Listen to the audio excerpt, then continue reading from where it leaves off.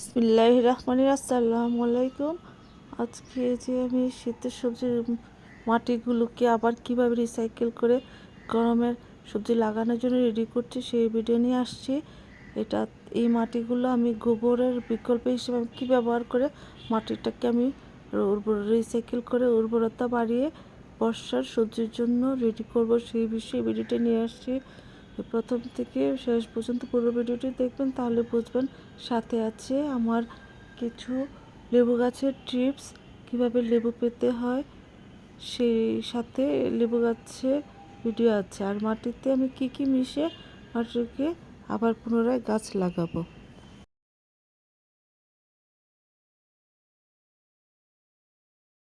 এই যে মাটিগুলো আমার পুরাতন শীতের সবজি লাগিয়েছিলাম, সেইখানকার মাটিগুলো আজকে আমি আবার নতুন করে গরমের সবজি লাগানোর জন্য রেডি করছি। এইগুলোতে ছিল শীতের সিম গাছের জুড়িতে আমি সিম গাছ লাগিয়েছিলাম। দেখুন মাটিগুলো এখনও কীরকম কালো ঝুরঝুরে আছে। সেই মাটিগুলো আমি নতুন করে আবার রিসাইকেল করে এগুলো গরমের জন্য রেডি করব। তার জন্য আমি সব মাটিগুলো একসাথে সব এই যে সিম গাছগুলো তুলে মাটিগুলো রেডি করব। সেই সবজি যে সিম গাছগুলো লাগিয়েছে সেই মাটিগুলো দেখুন। এই যে সেই মাটিতে এখন আমি নতুন করে আবার কী কী মিশিয়ে মাটিগুলোকে আবার রিচার্জ করে নিব আমি গরমের সবজি লাগানোর জন্য। এই যে আমার 6 কেজি সরষের খোল ভিজিয়ে নিয়েছি। এই যে 2 জায়গায় মাটি শুকিয়ে নিয়েছি। প্রথমে মাটিগুলো আগে শুকিয়ে নিয়েছি, তারপরে আমি এগুলোতে আমার যেগুলো মিশালে মাটিগুলো রিচার্জ হবে, শক্তিশালী হবে, অনেক উর্বরতা বাড়বে। আমি 10-15 বস্তা মাটির জন্য 6 কেজি সরষের খোল ভিজিয়ে নিয়েছি। কেন ভিজিয়ে নিয়েছি আমি সেটা বলছি। এবং আমার চা পাতা জমানো, যেটা চিনি দুধ ছাড়া অনেক দিনের 2 মাসে ডিকম্পোস্ট করা চা পাতার সার, তারপরে আছে ডিমের খোসা, ছাই, এগুলো দিয়ে আমি এই যে এখন আমি সেই সরিষার খোলগুলো ভিজিয়েছিলাম ওগুলো দিচ্ছি মাটির উপরে। এই যে এগুলো দিয়ে মাটিটাকে গুঁড়া করা অনেক কষ্টকর, তাই আমি ভিজিয়ে নিয়েছি এটা। এই যে আমি আগের দিন 6 কেজি সরষের খোল একটা বড় বালতিতে ভিজিয়ে নিয়েছি। এটা ভিজালে হবে কি সব জায়গায় ছড়ানো যাবে, না হয় অনেক কষ্ট। 6 কেজি গুঁড়া করতে ঝামেলা, শক্ত, তাই আমি এটা ভিজিয়ে নিয়ে সহজেই মাটির সাথে মিশানো যায়, গুঁড়া করা লাগবে না। গুঁড়া করার ঝামেলা এড়ানোর জন্য আমি পানিতে ভিজিয়ে নিয়েছি। এই যে দেখুন সবগুলো কীরকম ভিজে একদম নরম হয়ে গিয়েছে। এখন আমি মাটিতে এটা মিশিয়ে নিব। এই যে এত শক্ত হয়েছে দেখুন, অনেক শক্ত সরিষার খোলগুলো, শুকনাগুলো। এই যে হাত দিয়ে ভাঙা যায় না, এগুলো 6 কেজি ভাঙতে অনেক সময় লাগবে। তাই আমি এগুলো না গুঁড়া করেই পানিতে ভিজিয়ে তারপরে সেটা আমি এই যে অনেক শক্ত, ভাঙা যায় না, তাই আমি এটা এই গুঁড়া করার ঝামেলা এড়ানোর জন্যই গুঁড়া করা ছাড়াই আমি পানিতে ভিজিয়ে তারপরে মাটির সাথে মিশিয়ে নিই। সহজেই মাটির সাথে সেটা মিশে যায় পানিতে ভিজালে। আমি মাটিতে সরষের খোল অনেক বেশি মিশিয়েছি। আমি 10-12 বস্তার মাটির জন্য 6 কেজি, 10-15 বস্তা হবে মাটি, তার জন্য আমি 6 কেজি সরষের খোল মিশিয়েছি। গোবর যেহেতু আমি মিশাইনি, আমি সেহেতু সরষের খোলের পরিমাণটা বাড়িয়ে দিয়েছি।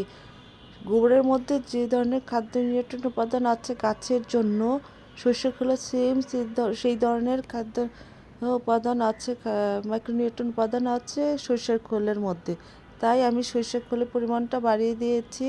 এবং আমি পুরাতন সেই চা পাতার ডিকম্পোস্ট করে সার দিয়েছি, নাইট্রোজেনের জন্য, ক্যালসিয়ামের জন্য ডিমের খোসা দিয়েছি, তারপরে ফসফরাস আছে ডিমের খোসায়, তারপরে দিয়েছি আমি ড্যাপ সার ফসফরাস জাতীয় সার, এটাতে নাইট্রোজেন 18% আছে।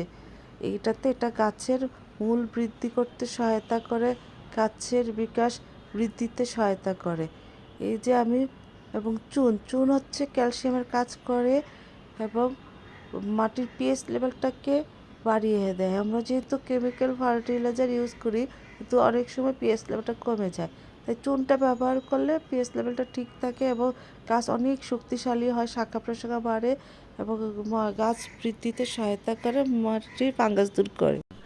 মাটিতে ছাই মিশিয়েছে, ছাই হচ্ছে পটাশিয়ামের কাজ করবে। এগুলো ভালো করে মিশিয়ে এখন আমি এই যে পুরাতন ভাতের মাড় ছিল, সে মাড় পুরাতন ভাতের মাড় 3-4 দিনে তার সাথে এই যে হচ্ছে সব লিকুইড জৈব সার, পাতা পচা সার লিকুইড, এটা মিশিয়েছি। সাথে আমি পুরাতন দই দিব, দই মিশিয়ে নিয়েছি। নিয়ে এটা আমি এখন মাটির সাথে মিশিয়ে দিব যেন মাটিটা আরও উর্বরতা বাড়ে।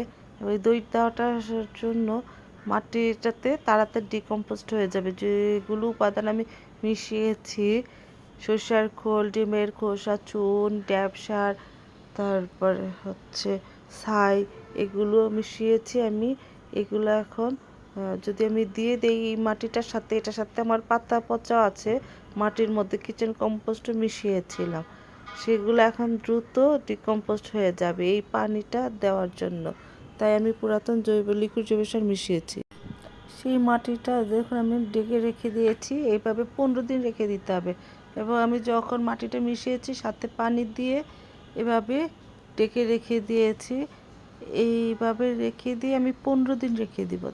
15 দিনের আগে গাছ লাগানো যাবে না, এগুলো ডিকম্পোস্ট হতে মাটিতে মিশতে 15 দিন লেগে যাবে। দেখুন মাটিটা কীরকম কালো ঝুরঝুরে আছে, যেমন সবগুলো জৈব উপাদানই বেশি আছে, যেহেতু কিচেন কম্পোস্ট আছে, পাতা পচা সার আছে, সরষের খোল আছে। এগুলোতে গাছ খুবই ভালো হবে, বর্ষার সবজির জন্য খুবই ভালো হবে। চারাগুলো আমি সামারের মাটি রেডি করেছি, তার সাথে আরেকটা ভিডিও আমি শেয়ার করছি আমার লেবু গাছ নিয়ে।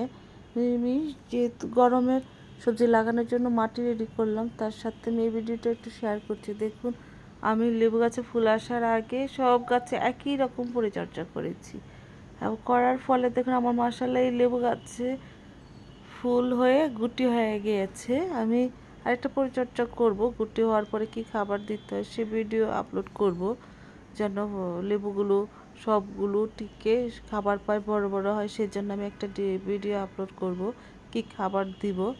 এই যে দেখুন আমার, এবং ফুল আসার আগে আমি একটা খাবার দিয়েছিলাম, সে খাবারের ফলে মাশাআল্লাহ আমার গাছে অনেক লেবু হয়েছে, এবং লেবু এটা গুটি গুটি হয়ে গিয়েছে। এবং সব গাছে আসলে সমানভাবে আমার ফুল আসেনি, যেহেতু যে এটাতে সবসময় পানি দিয়ে এত ভিজে রেখেছিল একই সাথে গাছ।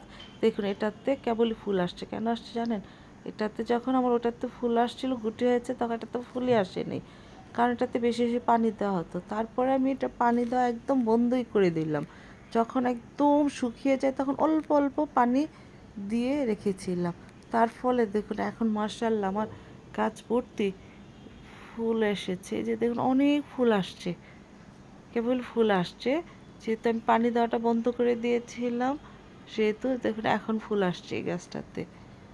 যখনই দেখবেন লেবুর সিজনে ফুল আসে না, পানি বেশি দিলে গাছে খালি পাতা ছেড়ে দিয়ে ফুল আসে না। পানি দেওয়াটা একটু কমিয়ে দিবেন, একদম একটু শুকিয়ে গেলে পানি দিবেন, তখন ইনশাল্লাহ পাতাগুলো ঝরে ফুল আসবে। দেখুন আমি এটাতে কত ফুল আসছে মাশাল্লাহ। একই সাথে সব গাছই আমি খাবার দিয়েছি, ওটাতে আগে ফুল আসছিল, এটাতে ফুল আসেনি, পরে আমি পানি বন্ধ করে তো ফুল আসছে। আর দেখুন আমড়াগুলো মাশাআল্লাহ কত বড় হয়েছে, খুব একটা যত্নই লাগে না আমড়া গাছের। মাশাআল্লাহ গাছ ভর্তি সারা বছর আমড়া থাকে। দেখুন মাশাআল্লাহ কত কত আমড়া আছে, এবং আমড়াগুলো এত মিষ্টি, ভিতরে বিচি নেই, খুবই মিষ্টি আমড়াগুলো। এটা হচ্ছে থাই 12 মাসি জাতের আমড়া। ও খুব মাটিও লাগে না, খুব যত্ন লাগে না, খুব বেশি সে ফল গাছের খাবার আপনার খুব একটু প্রয়োজন হয় না। সবজি গাছেরই খাবার বেশি দিতে হয়, সাপ্তাহিক দিন খাবার দিতে হয়। ফল গাছের জন্য খুব একটা খাবারের প্রয়োজন হয় না, বছরে একবার দিলে